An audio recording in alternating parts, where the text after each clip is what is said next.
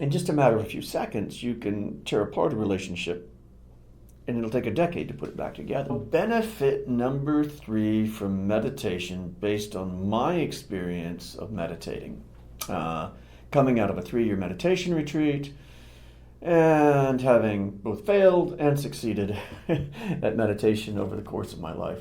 I knew coming out of that meditation retreat, like, oh, people need to be able to do this in the outside world. They'll be much happier if they can. And there were lots of reasons why. You have the ability to focus your mind. We all need to be trained a little bit in order to do it. And then you can increase your mental functioning dramatically. And so what does that look like? So some of the other things that we've talked about have been, like kind of work related.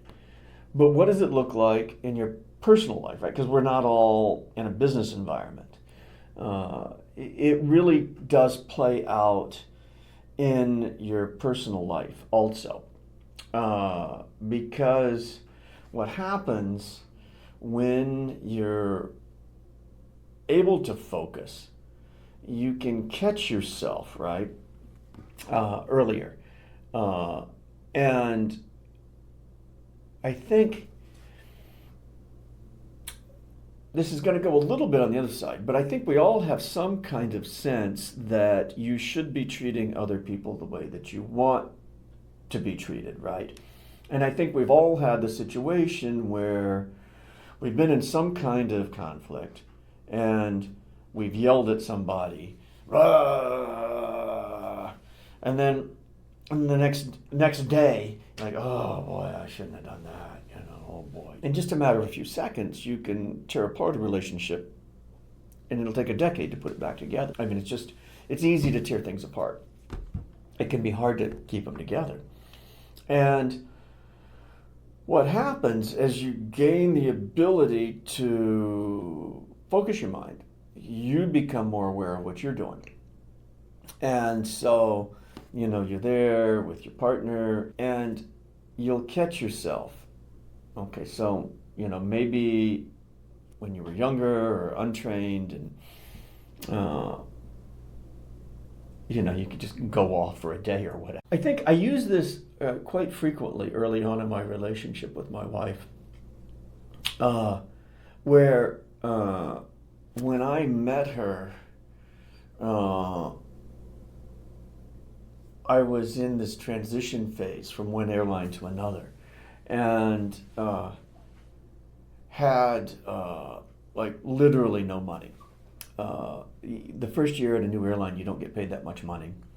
And I had kids in college, and there was literally like no money. I was living on credit cards that first year that I met my wife, and I was in Chicago and she was in France, but because I was a pilot, I could fly back and forth for free, and could arrange my schedule so that I had the gaps in time to be able to go see her. It wasn't just a Monday through Friday job. You can shift your schedule so that you do all your work in 2 weeks and have 2 weeks off. And so I was able to go see her. But I didn't have any money, right? Like I got there and I had no money. It was all on credit cards, and there was no reason why she should have understood this. But we'd want to go out, go do things, go spend money here, go spend money there. We go to a restaurant and I'll have this. Oh, I'll have that. Let's have this, and. There's this part of me there's 2 parts of me, right? There's the part of me that's like, oh, this is all going to my credit card. Whoa. And then there's the other part of me that understands that, I'm genuinely convinced that, generosity is good, right? And then my money was going to be better later on, and I was going to be able to pay it off. But there were times, early on, where it was hard. It's like, oh my gosh, just don't, I think a younger me might have gotten into an unpleasant discussion with my, you know, soon to be happy wife about why we didn't want to spend the money, you know. But I would catch myself and say, okay, look, it's $10, it's $15, you know, like don't get in a fight about this. You know, you're over here in France, you're exhausted, you know, you're jet lagged, you got to go back. It's only 15, 20, 50, whatever it was, you know, you're going to get it back, you know. And I'm convinced now that the cause of, you know, my success, which we are having extraordinary success right now, financially and personally, was because of generosity and patience in the past. And we ended up having great times. You know, we'd go out to eat someplace nice. It would be fun. There would be moments when I would struggle greatly with the bill and then just sign it off. And I think a younger me, but we all face something right, like where somebody's pressing whatever button it is, like whether it's money or, you know, doing the dishes or, you know, there's something where you're being challenged and there's a negative response and a positive response, right? And when you have the ability to control your mind, when you've learned how to control your mind, to focus your mind with meditation, you can pick the constructive choice before you blow up, right? Like you're watching it. And we all know it doesn't take a whole lot of fancy philosophy. Everybody knows the next day what they should have done the day before. because life's teaching you, right? Oh boy, that didn't go well. I should have done it differently. And you can catch yourself with meditation and avoid the, oh boy, that didn't go well moment, right? The boy, I'm glad we didn't get in a fight over the expensive appetizer in the French restaurant. Because it just wouldn't have helped anything, right? Just pay the $15, be happy. It'll come back to you later, right? Or, you know, just shut up and do the dishes. Don't yell at them, you know, or, you know, go carry the groceries and even though you're tired or whatever the scenario is, we all have them, right? And so meditation helps with personal problems like that. And what happens is that over time, and there have been lots of challenges, right? You know, in my personal life, you know, I've been with my wife for 6.5 years, and we've been married for 5.5. And our happiness has grown over time. We've had all kinds of challenges. She's Ukrainian, her parents, you know, were refugees from Ukraine. They came over.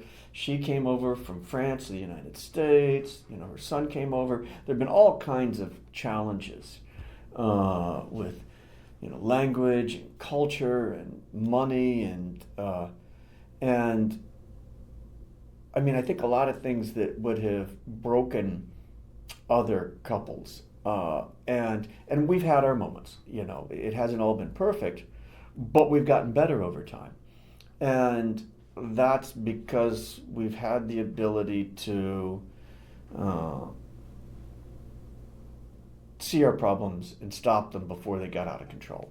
And that's a function of meditation.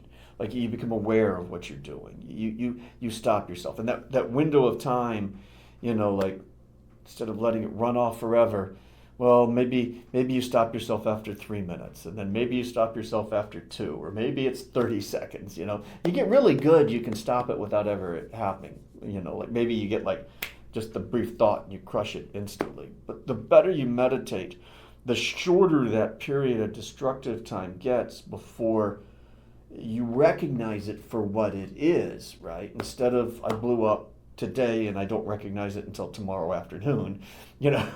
But now you can, you know, you're not stopping your mental afflictions at this point, but you're recognizing them earlier and preventing the damage that they do. And so it's critical. And then it leads to happy relationships. And that's a really important thing for everybody, wherever you are, you know, at home and also at work and everywhere else with your kids.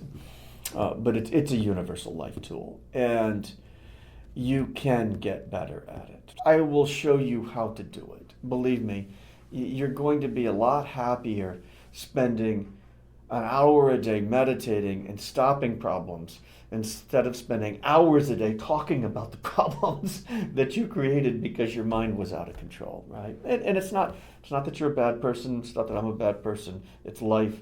We all have these issues, right? Everybody's trying to get better or should be trying to get better. And meditation's a critical, just an invaluable tool to help you do that.